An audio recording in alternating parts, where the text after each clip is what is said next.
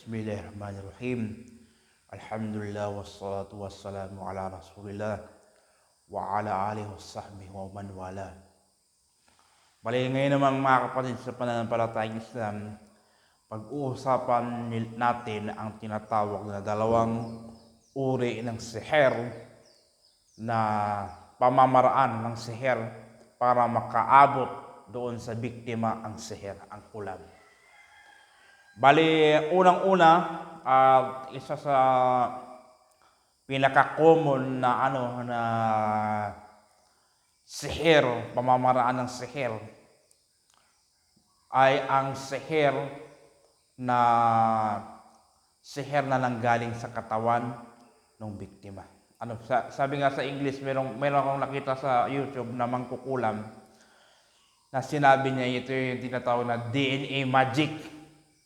DNA sorcery, DNA black magic.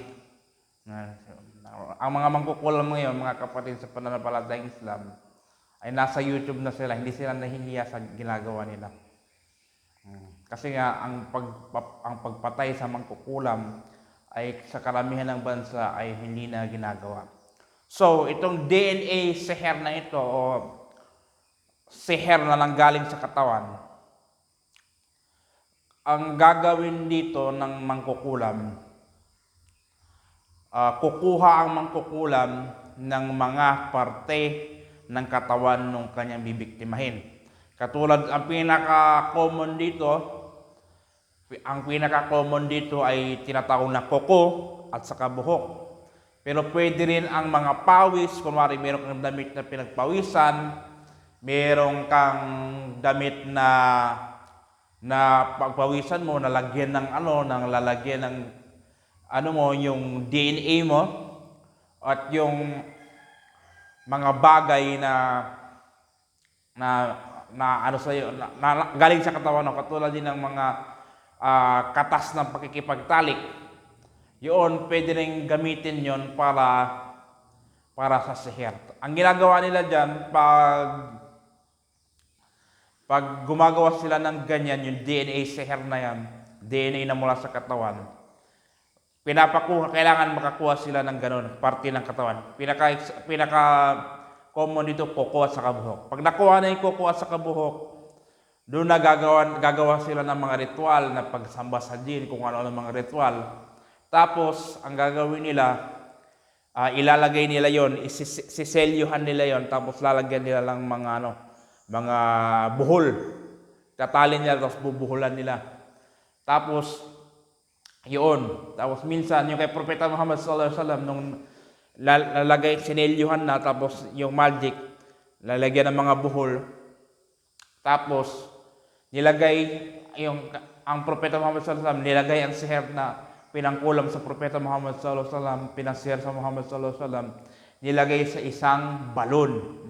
Minsan, mga kapatid sa pananampalatayang Islam, minsan nilalagay niya sa dagat yung siher.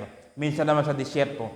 Kasi bakit nila nilalagay sa mga lugar na gano'n, sa mga lugar na hindi madaling makita, kasi pag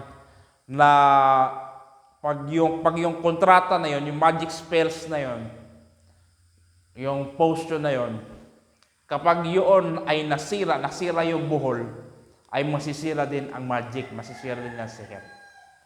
Bali. At yung gantong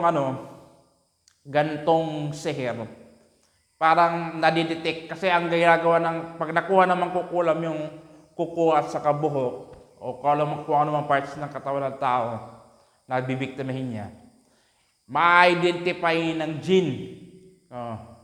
Malalaman na ng jinn kung nasaan yung tao. Parang din yan, parang yung mga aso din. Na mayroong mga aso, kunwari, may mga ibang bansa, kunwari, meron silang hinahanap na tao. Kukuha lamang sila ng mga damit ng tao na yun, tapos ipapamoy sila sa aso. Tapos kung nasa gubat man yung tao, maaamoy ng aso, kasi alam ng aso yung amoy nung tao na yun. Ganon din ang jinn. Pag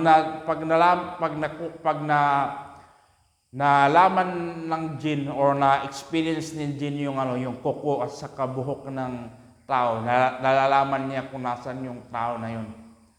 nadidetect niya. Yun. At saka isa sa malakas talaga to na ano, minsan nasa ibang bansa yung biktima pero inaabutan pa rin ng sihir na yun. Malakas talaga yung sihir na to, yung tinatawag na DNA sihir o yung sihir na nanggaling sa katawan ng biktima. At yan din ang sihir na ginawa ni Labid ibn al-Aqsam sa Propeta Muhammad sallallahu alaihi wasallam. Ang kanyang buhok ay nagsuklay ang Propeta Muhammad sallallahu alaihi wasallam at kinuha yung suklay na may buhok. Yun ang nakuha ni Labid ibn al-Aqsam sa pagsisihir niya sa Propeta Muhammad sallallahu alaihi wasallam, sa pagkukulam niya sa Propeta Muhammad sallallahu alaihi wasallam.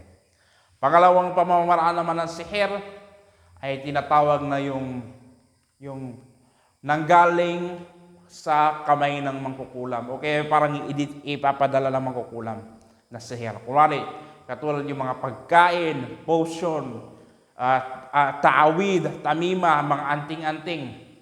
Kapag lahat ng manggaling sa kamay ng mangkukulam, potion man yan, o pagkain man yan, o kung ano man dyan na anting-anting. Kapag napunta yan dun sa tao na yun, o sa bahay ng tao na yun, doon papasok ang mga jin, mga syaitan. Malakas din to ang mga, depende sa ang mga sihir, iba-iba kasi na klase yan. Pero ito, mas mahina ito kaysa doon sa unang sinabi ko sa inyo na sihir na galing sa katawan ng tao. Mas mahina itong sihir na ito. Kasi pag hindi dumating sa iyo yung sihir ng mangkukulam, hindi makakarating sa iyo yung sihir. Bali yun lamang mga kapatid sa panahon tayo sa Islam. Rabbana atina fid dunya hasanah wa fil akhirati hasanah wa qina adhaban. La ilaha illa anta subhanaka inni kuntu minadh dhalimin.